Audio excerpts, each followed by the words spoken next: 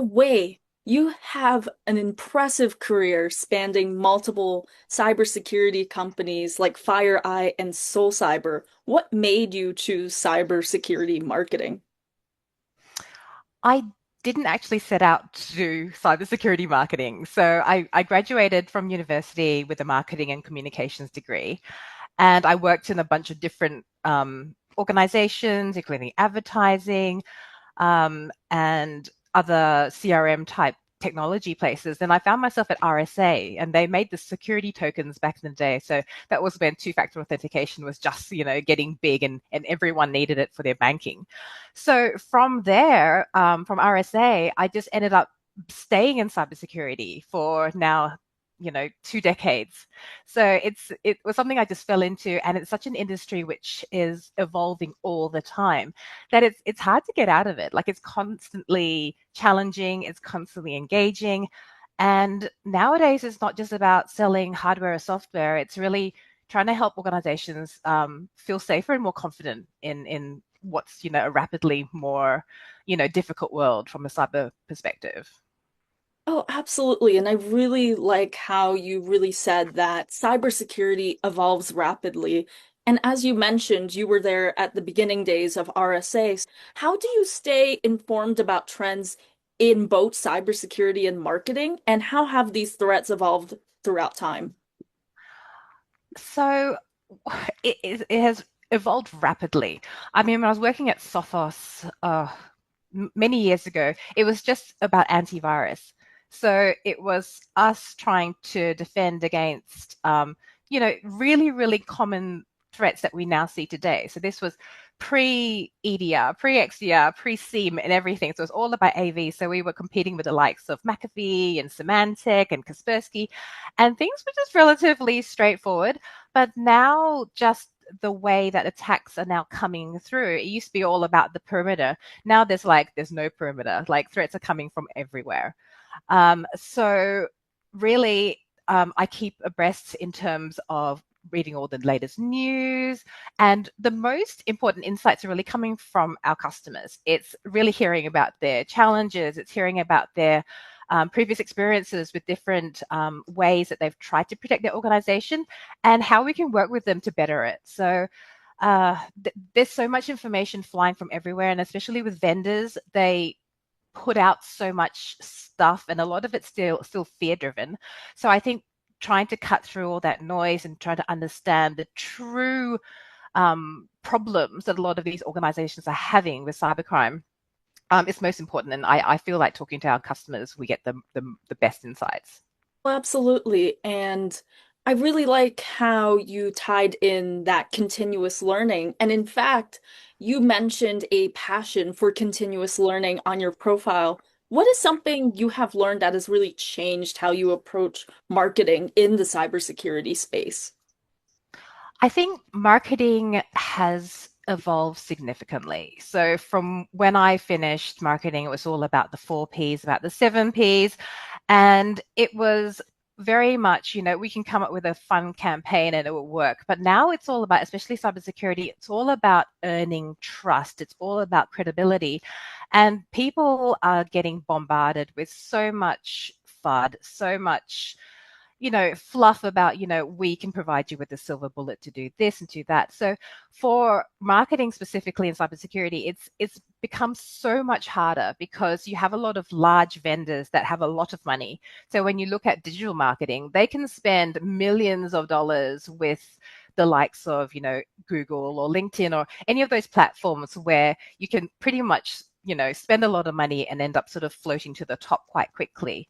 So for smaller organizations, especially startups like SolCyber, we've had to really be creative in terms of marketing strategy and how we can cut through that noise. And a lot of that is through quality content, through being super authentic, to educating the audience without that fear, and to really just provide them with pragmatic advice in order to be really transparent, and to be really honest. And I think a lot of vendors out there aren't necessarily honest in terms of their marketing messaging, because at the end of the day, we're all working together to fight a common issue, and I think we just need to be mindful of that.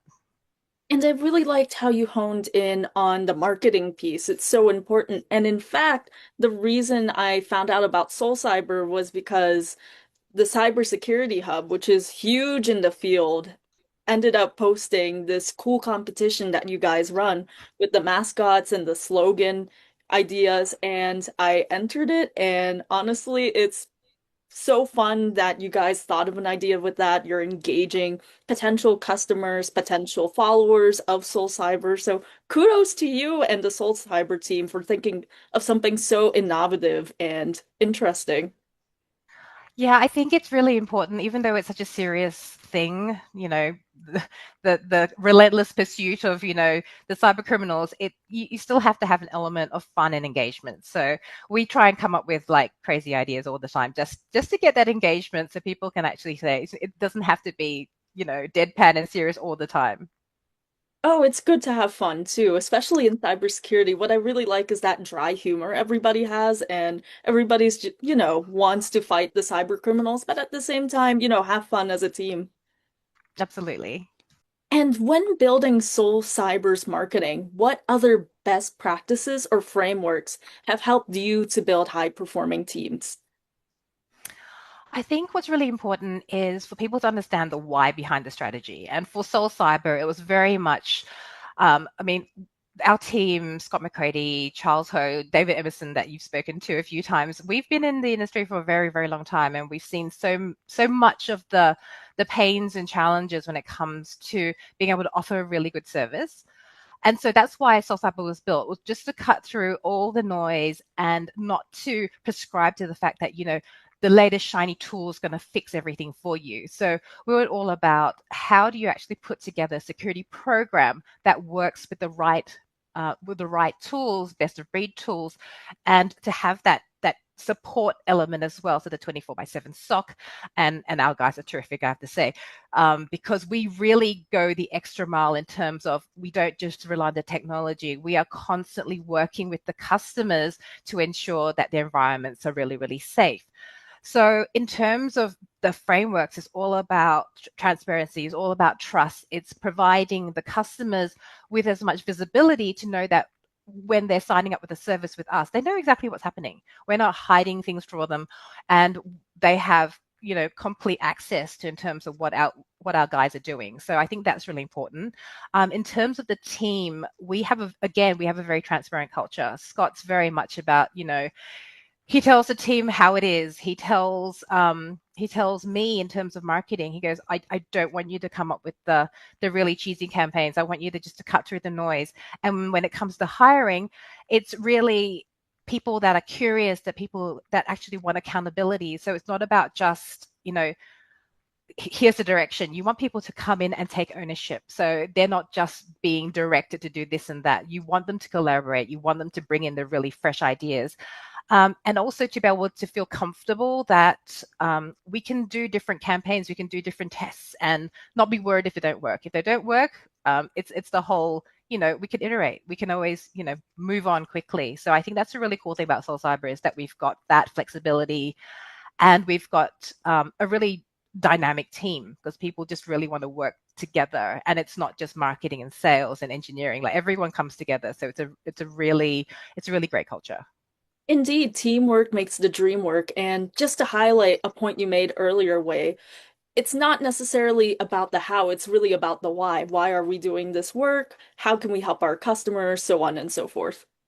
Yeah, exactly right. You have revitalized SonicWall's APAC marketing post-Dell spinoff. What are the unique challenges of marketing cybersecurity solutions in the Asia Pacific region compared to other markets?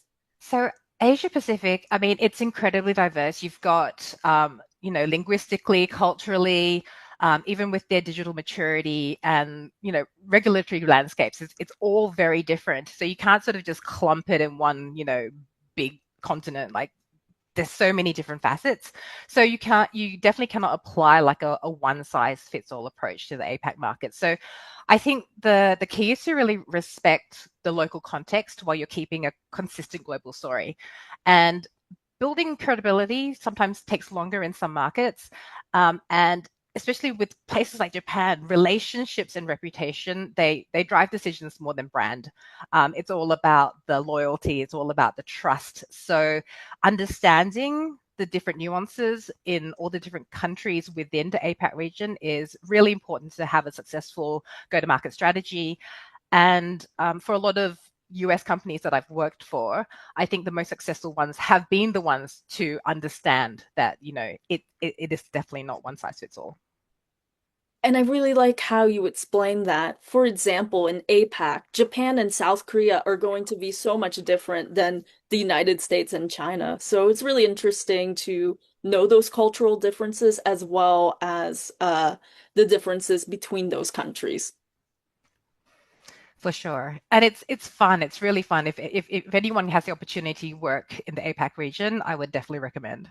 You have a bachelor's degree in marketing and an executive MBA from AGSM UNSW. How did these shape your leadership approach? And what advice would you give to your younger self on these educational choices and career pivots in the cybersecurity field? So I think from an undergrad perspective, marketing was really great because it gave you just the base understanding and foundation of marketing. So you're understanding audiences, behavior, motivation, value creation, and just the simple concepts in terms of how you can take marketing further. The reason why I did the executive MBA was really being able to connect creativity with business impact. So it really helped me to sort of sharpen my leadership skills in terms of being more well-rounded. So learning more around the financial side of things, the risk management side of things, the organizational behavior, change management. So even knowing how to read a profit and loss statement, all those different skills can definitely help sort of just round out if you want to be more of a manager, leader, and sort of just build your career from there.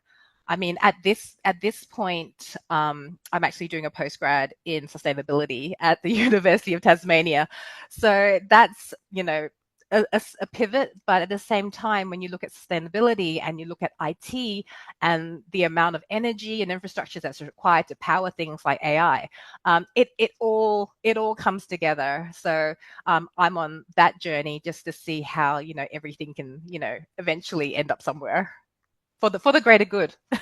Yes, absolutely. For the greater good indeed. But I really think it's interesting how you mentioned that degree you're obtaining in sustainability and how much power it takes for these data centers to run AI and different technologies. Can you elaborate more on that? It seems like a very interesting subject.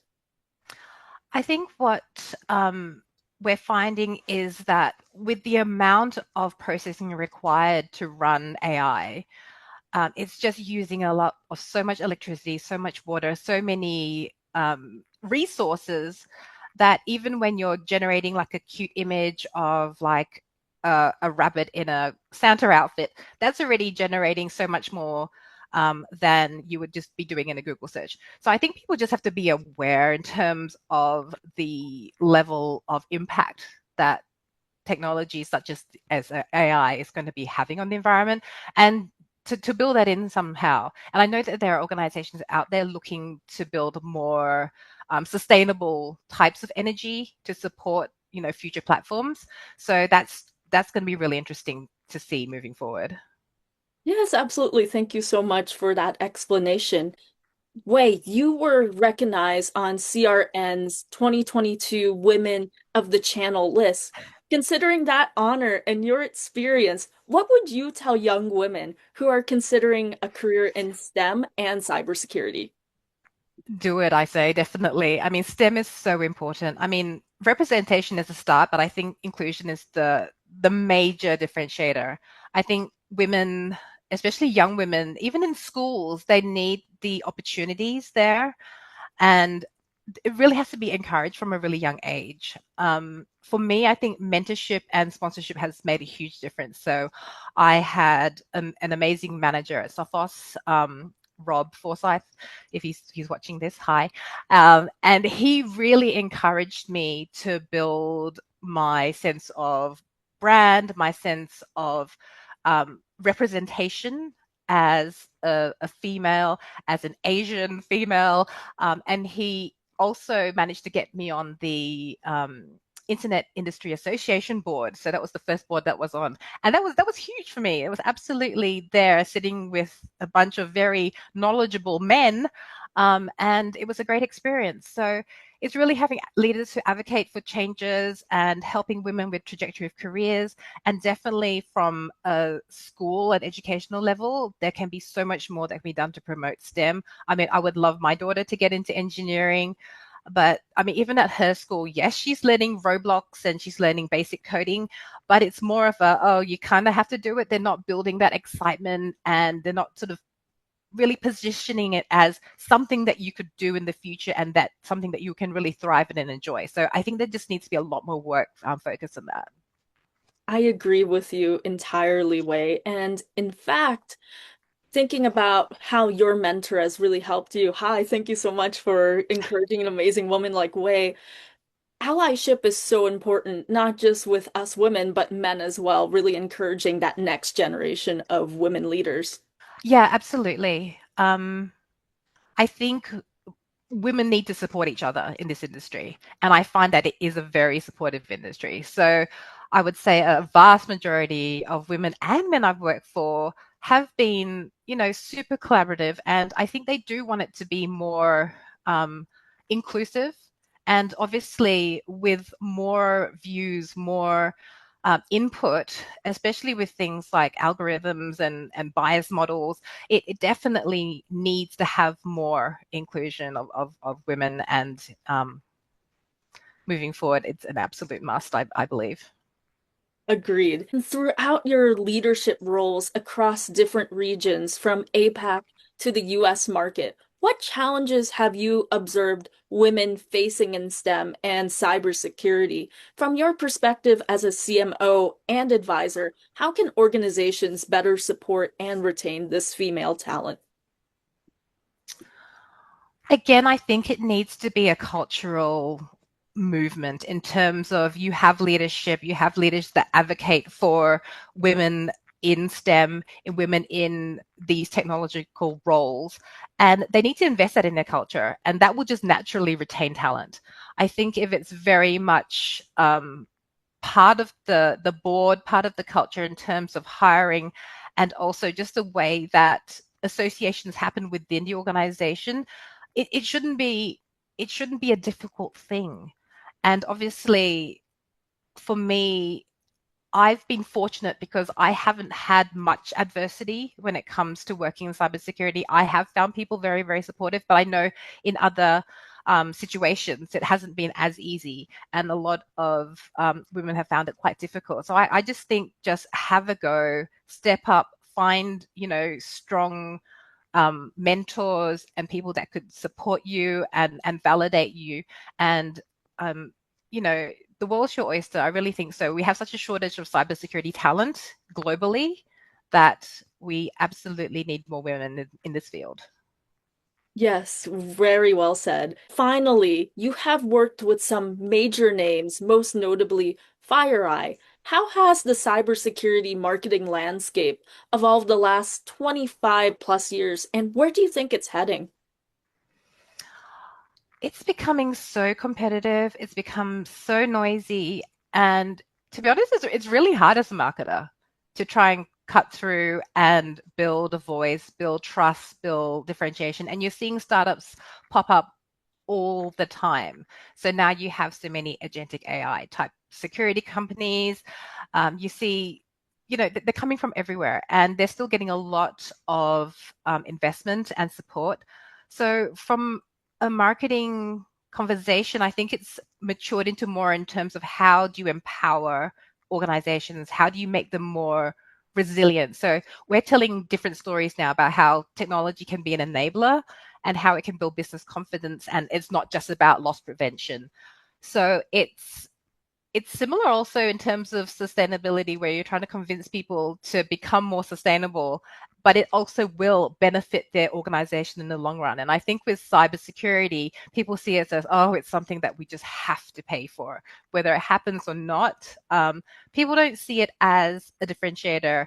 and a real proof point for their customers as well that, if we're dealing with X company, we know that our data, we know that we're going to be secure, and we see it day after day. That's just not happening because breaches keep happening at very, very large organizations. I mean, it's mind blowing how it's still happening in such a rapid fashion. So, I mean, I think the shift is really going to be more evidence based. It's going to be data driven storytelling. And I really think that, the empowerment and resilience side is going to be much more important than just going, oh, it's fear.